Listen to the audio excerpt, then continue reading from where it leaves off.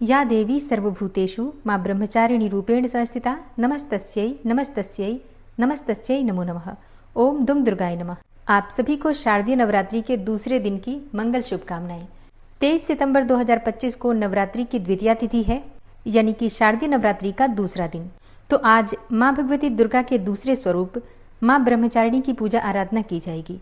द्वितीया तिथि का प्रारंभ हो रहा है 23 सितंबर 2025 को सुबह 2:56 पर और द्वितीया तिथि समाप्त होगी 24 सितंबर को सुबह 4:51 पर।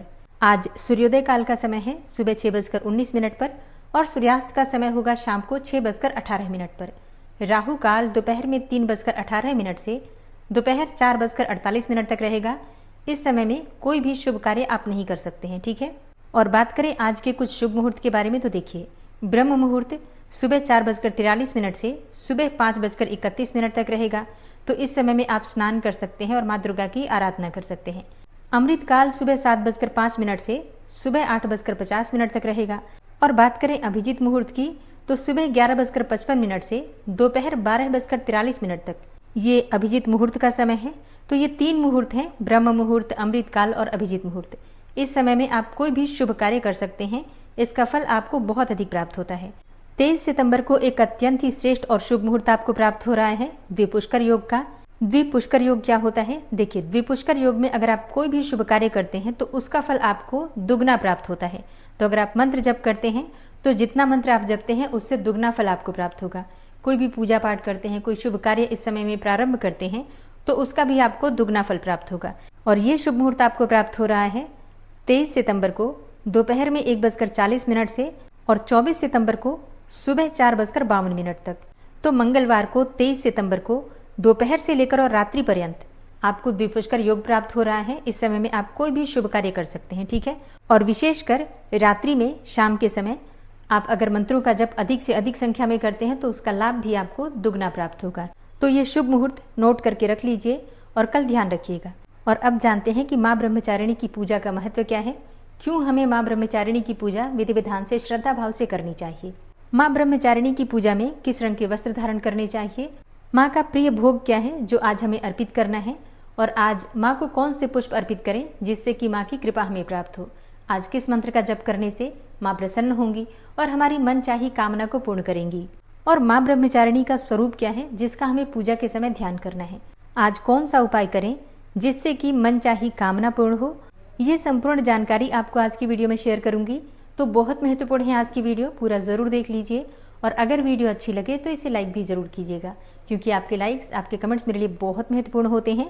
यही एकमात्र जरिया है जिनसे मुझे पता चलता है कि आपको ये वीडियो अच्छी लगती है और आपके लिए ये वीडियो उपयोगी है। तो अगर वीडियो अच्छी लगे तो लाइक तो जरूर ही किया कीजिए। माँ दुर्गा का दूसरा स्वरूप है माँ ब्रह्मचारिणी का स्वरूप।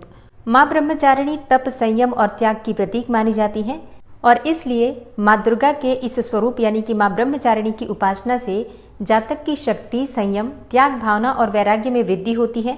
ऐसा कहा जाता है कि संकट के समय में देवी भक्तों को संबल देती हैं। तप के जरिए देवी ने असीम शक्ति प्राप्त की थी। इसी शक्ति से माँ ने राक्षसों का संहार किया था। तो माता के आशीर्वाद से भक्त को अद्भुत बल मिलता है जो शत्रु का सामना करने की शक्ति प्रदान करता है।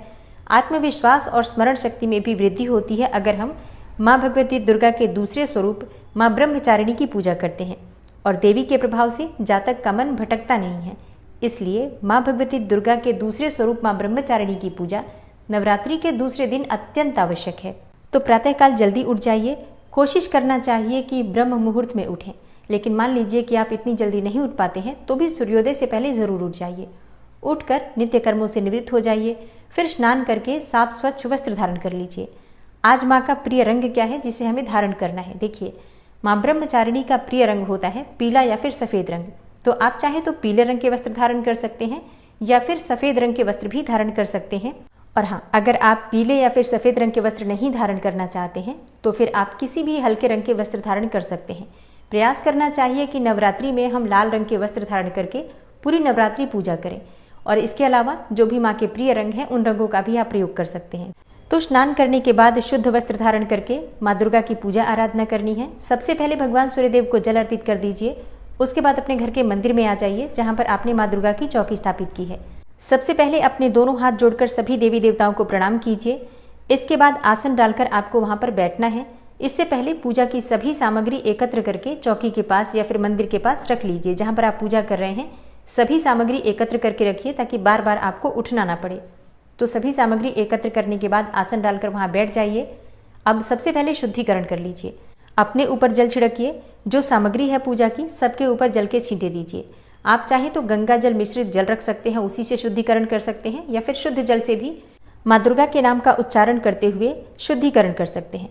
इसके बाद अपने सामने शुद्ध घी का एक दीपक प्रज्वलित कर लीजिए। अच्छा, बहुत से भक्त कहते हैं कि हमारे सामने अखंड दीपक जल रहा है तो क्या दीपक प्रज्वलित करना आवश्यक है? देखिए, अखंड दीपक पूरी नवरात्रि के लिए जलता है, जबकि जब हम पूजा करते हैं तो कर्म साक्षी दीपक जलाना अत्यंत आवश्यक होता है। मतलब जितनी देर तक हम पूजा कर रहे हैं उतनी देर तक दीपक अवश्य जलना चाहिए।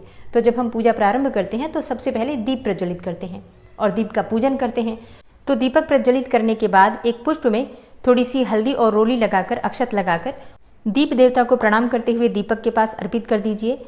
इसके बाद से आपकी पूजा प्रारंभ हो जाती है। सबसे पहले गणेश देवता की पूजा आपको करना है पंचोपचार विधि से, धूप दीप इत्यादि अर्पित करके, और गणपति का पूजन कर लीजिए। फिर कलश का पूजन करना है आपको। इसी प्रकार से धूप दीप अर्पित कर दीजिए, अक्षत पुष्प और थोड़ा सा भोग अर्पित करके, और कलश देवता का पूजन कर लीजिए। और फिर 9 ग्रहों का ध्यान करते हुए नवग्रह मंडल का पूजन कर लीजिए। षोडश मातृका अगर आपने बनाई है तो षोडश मातृका का भी पंचोपचार विधि से पूजा कर लीजिए। इसके बाद से माँ दुर्गा की पूजा होगी। तो अपने हाथ में एक पुष्प लीजिए और थोड़ा सा अक्षत लीजिए। फिर माँ भगवती दुर्गा के दूसरे स्वरूप माँ ब्रह्मचारिणी का ध्यान कीजिए। अब माँ ब्रह्मचारिणी का स्वरूप क्या है जिसका आपको ध्यान करना है? देखिए, माँ ब्रह्मचारिणी को ज्ञान और तप की देवी कहा गया है।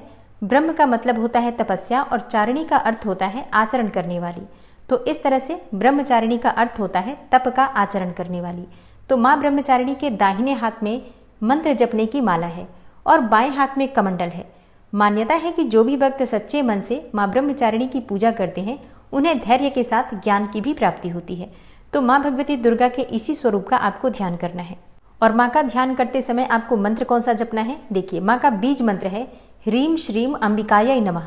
ह्रीम श्रीम अंबिकायै नमः। तो आप चाहें तो इस मंत्र का 108 बार जप कर सकते हैं, या फिर अपनी इच्छा के अनुसार 21 बार, 11 बार भी जप कर सकते हैं।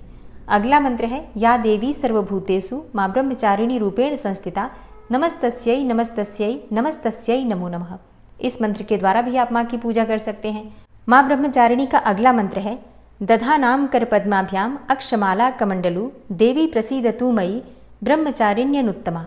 ये सारे मंत्र मैं आपको स्क्रीन पर दे दूंगी, तो आप अपनी इच्छा के अनुसार किसी भी मंत्र के द्वारा, जिसका भी आप उच्चारण अच्छे से कर पाते हैं, उसी के द्वारा माँ की पूजा कर सकते हैं। और चाहे तो अपनी इच्छा के अनुसार कितनी भी संख्या में मंत्रों का जप कर सकते हैं। माँ का ध्यान करने के बाद आपके हाथ में जो अक्षत और पुष्प है माँ के चरणों में अर्पित कर दीजिए।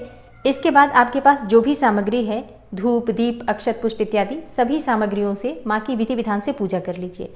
माँ ब्रह्मचारिणी का प्रिय पुष्प है कमल या फिर गुड़हल का पुष्प। और हाँ, आप चाहें तो माँ को बरगद का पुष्प भी अर्पित कर सकते हैं। माँ को बहुत प्रिय है वट वृक्ष का पुष्प।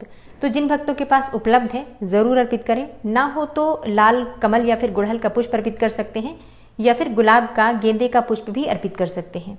और नवरात्रि के दिन आपको भोग में क्या अर्पित करना है? देखिए, माँ ब्रह्मचारिणी का प्रिय भोग है शक्कर या फिर शक्कर से बनी हुई चीजें। आप चाहें तो दूध से बनी हुई मिठाइयों का भोग भी लगा सकते हैं, या फिर मिश्री अर्पित कर सकते हैं, चीनी का भोग भी लगा सकते हैं, बताशे का भोग भी लगा सकते हैं। जो भी आपके पास फल उपलब्ध है फलों का भोग भी लगा सकते हैं।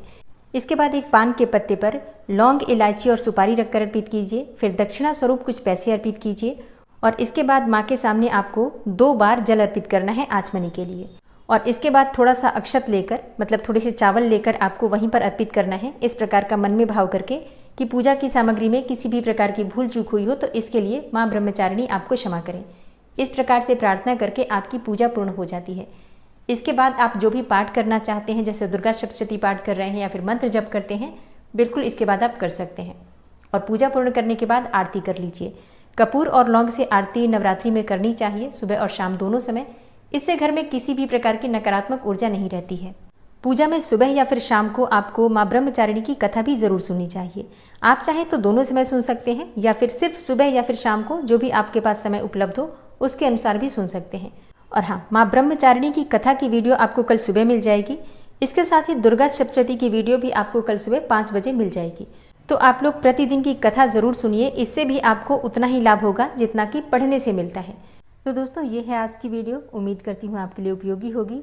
अगर वीडियो अच्छी लगी हो तो लाइक कीजिए, संभव हो तो शेयर भी कीजिए और चैनल पर पहली बार आए हैं तो सब्सक्राइब करके बेल आइकन को ज़रूर प्रेस कर लीजिए अगर आपको आज की वीडियो अच्छी लगी है तो। मिलते हैं मैं आपसे अगली वीडियो में, तब तक के लिए जय श्री राधे।